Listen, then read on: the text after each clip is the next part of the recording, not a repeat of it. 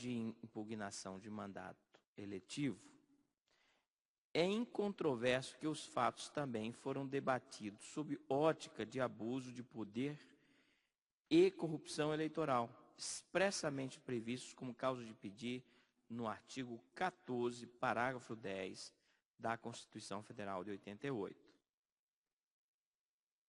2. A citação do autor do ilícito como litisconsorte passivo necessário, quando não se trata do próprio candidato, é exigida apenas em representações por prática de condutas vedadas do artigo 73 da Lei 9.504. Inexiste, assim, similitude fática e jurídica com o caso dos autos. A súmula 284 do STF não incide na espécie.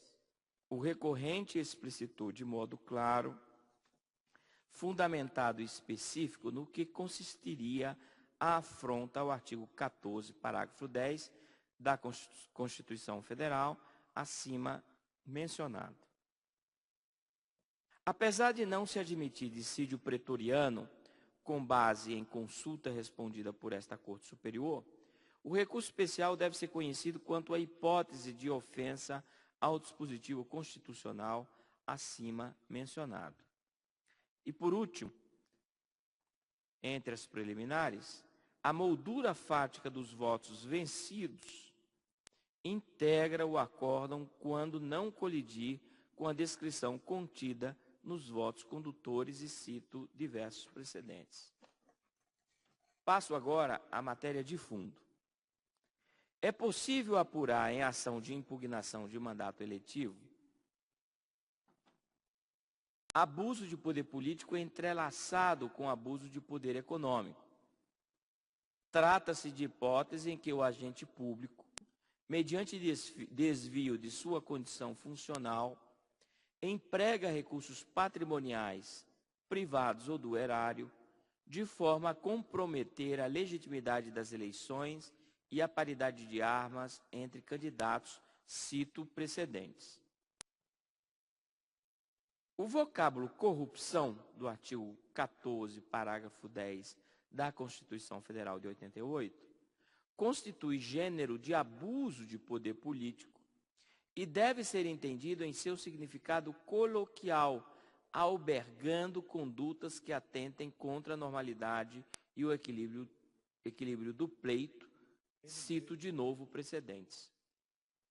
No caso é incontroverso, e chamo a atenção para este ponto, no caso é incontroverso que o então prefeito de Nova Viçosa, apoiador da candidatura dos recorridos, encaminhou à Câmara Municipal, em 3 de novembro de 2012, projeto de lei propondo desconto e anistia de multas e juros para contribuintes que quitassem o IPTU ao término daquele exercício financeiro.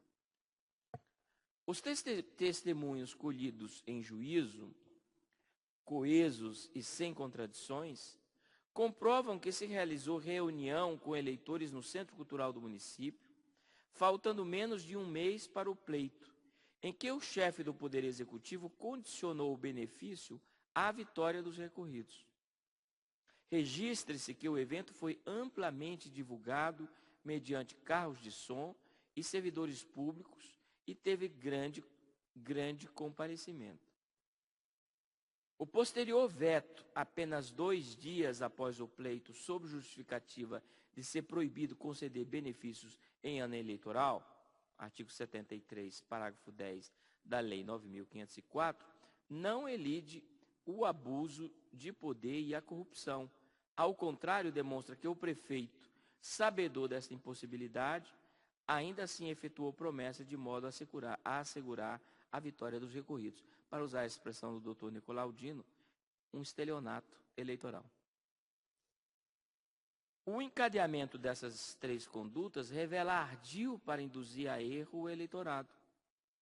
Aprovou-se em tempo recorde projeto de lei concedendo benefícios fiscais com imediato veto, logo após o pleito, pela mesma autoridade que o deflagrara.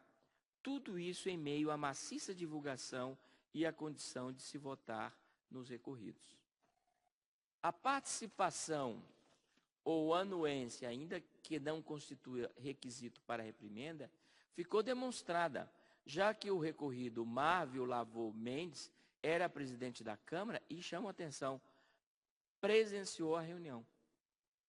Não era um terceiro alheio. A gravidade das condutas, artigo 22, inciso 16 da Lei Complementar 64, é inequívoca diante dos seguintes pontos. E eu listo. Primeiro, diferença de apenas 287 votos entre os recorridos e os segundos colocados em um colégio de 27.501 eleitores. Não é nada. Segundo, reunião amplamente divulgada. Terceiro, elevado número de pessoas que a ela compareceram, pois o Centro Cultural estava lotado. Quarto, realização em setembro de 2012, faltando menos de um mês para o pleito. Quinto, natureza do benefício, que alcança grande margem dos munícipes. Cidade pobre. Não vou dizer que é mais pobre do que Catolé do Rocha, mas deve estar por ali.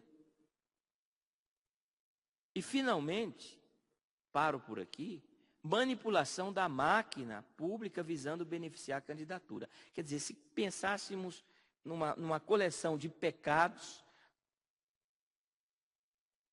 doutorado receberia este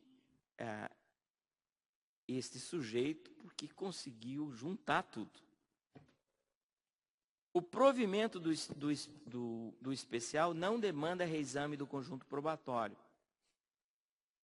mas sim sua revaloração, medida compatível com a sistemática processual de recursos dessa natureza. Cito vários precedentes e o ministro Luiz Fux, na época em que integrava o Superior Tribunal de Justiça, tratou tão bem desta matéria. Eu diria que mudou até a nossa orientação jurisprudencial. Portanto, em conclusão, recurso especial parcialmente conhecido e nessa parte provido para cassar os diplomas dos recorridos. É como voto, presidente. Senhores ministros. Senhor presidente, entendo que o encaminhamento do projeto de lei, há pouco mais de um mês da eleição, propõe desconto e reunião pública em seguida, com conteúdo condicionante à eleição, veto em 9/10, pouco tempo depois da eleição. Para mim, entendo presente o abuso do poder econômico, que dispõe o artigo 14, entrelaçado com o abuso do poder político, de extrema gravidade, porquanto é, na verdade, um descaso com a boa-fé do eleitor, ainda mais a boa-fé daquele que está em agonia para pagar os seus impostos. Eu acho que esse caso é de extrema gravidade, emblemático, e merece o provimento do recurso para desconstituir o mandato do prefeito e vice-prefeito. Portanto, parcialmente provido o conhecido e, nessa parte, provido para cassar os diplomas dos recorridos. Agora temos o agravo regimental no agravo do instrumento 423, procedência Araruama, Rio de Janeiro,